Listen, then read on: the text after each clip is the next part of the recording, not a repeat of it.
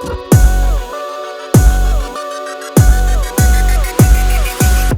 iOS 14.5 officially released today, there were a ton of new features that were officially unveiled on the platform.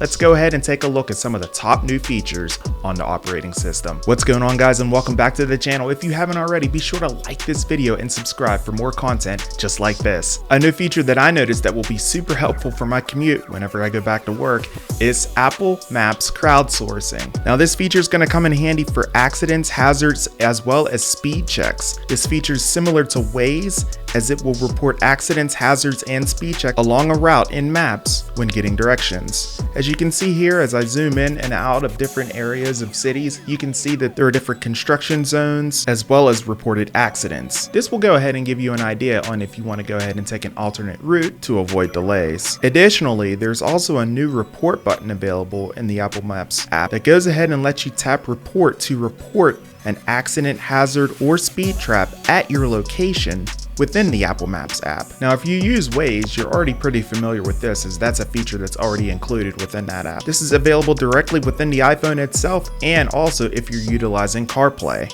Another new feature that got added, of course, emojis. More emojis. Who doesn't love emojis? We can't get sick of them, right? I mean, look, they're falling all over me right now.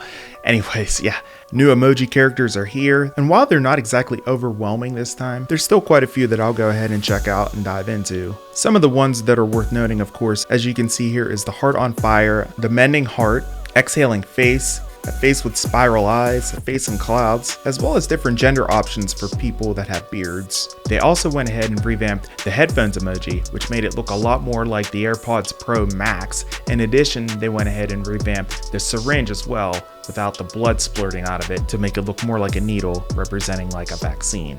Kind of fun, definitely worth checking out. Yeah, so what else do we have going on? Oh yeah, of course, streaming services when it comes to music. Now, Apple is going ahead in iOS 14.5 to giving you the option to select a preferred streaming service when asking Siri to play songs. Siri will go ahead and use whenever you make a request to play a music, podcast, or an audiobook. And speaking of music, there are also a lot of new changes integrated within Apple Music itself as well. One of the best new features that I like is lyric sharing. So iOS 14.5 is now giving you the option to go ahead and share specific lyrics within a song to your friends, as well as adding them specifically, if you choose to do so, to an Instagram story. And if you go ahead and send a song lyric using iMessages, the specific part of the song plays within the Messages app as well itself. So not only are you sharing that specific lyric, you're sharing that specific section of the song as well. Really cool feature. And the podcast app even had some new additions as well. Apple went ahead and removed the subscribe language from the podcast app in iOS 14.5, and they changed it to a follows option. So now you're going to be going ahead and following your favorite podcasts instead of subscribing. Hopefully the nomenclature doesn't confuse people. I could see that confusing people and maybe frustrating, users who utilize the podcast app to have their podcasts push out to their fans. Just know that this is still all the same, just different language being utilized. The Reminders app got an update, as you now have an option to sort lists in the Reminders app by due date, creation date, priority, title. As you can see here, it gets sorted appropriately. The News app added a new search tab within the Apple News app, and the News Plus section has a new For You feature, which makes it easier to go ahead and browse through different articles.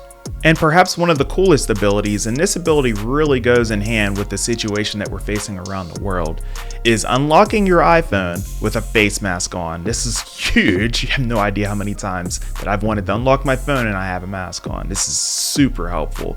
Only caveat is you have to have an Apple Watch on. So this is what you're going to do. I'm going to show you right here. So you want to go into the Settings app, and from there you want to go ahead and scroll down to Face ID and Passcode. Tap that.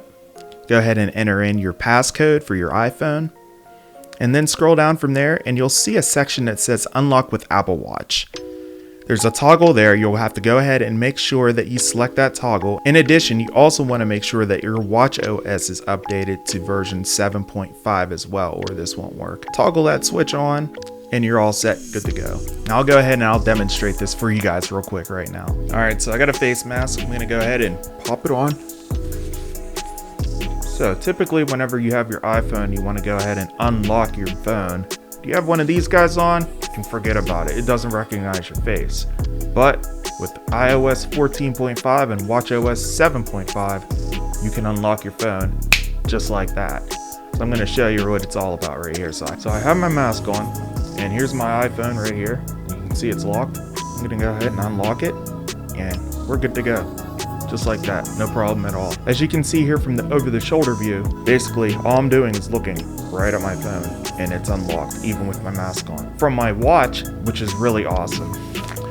And what's really cool about this is from my watch, whenever I'm looking at this, whenever it goes ahead and unlocks my phone, even though I have my mask on, I get a nice little haptic gesture on my Apple Watch itself, letting me know that my iPhone has been unlocked by my watch. Additionally, if I went ahead and inadvertently unlocked my iPhone, I can go ahead and just simply lock it back up with my watch itself with just a tap of the button. This is easily by far one of the coolest features and most long overdue features as well. It's funny how this feature came out a year after the pandemic started. It would have been nice to have this feature early on in the beginning of the pandemic to unlock your phone. Now, as we slowly move to reopen, I feel like it just would have been nice to have this feature available on an earlier version of iOS back when the pandemic started last year. But yeah, those are just some of the top features out on iOS 14.5 now. What is your favorite feature in iOS 14.5? I want to hear from you. Let me know down in the comment section below what your favorite new feature is that was released on this version of iOS. Definitely want to hear from you guys on that. But yeah, that wraps things up with this video. Don't forget to go ahead and smash the like button and subscribe. I'm pushing videos out like this quite often. And also be sure to click on that bell to get instant notifications whenever a new video gets published and also whenever I go live. I'm A to the P. Albert Perkins. We'll see you guys in the next video. Until then, and as always, peace.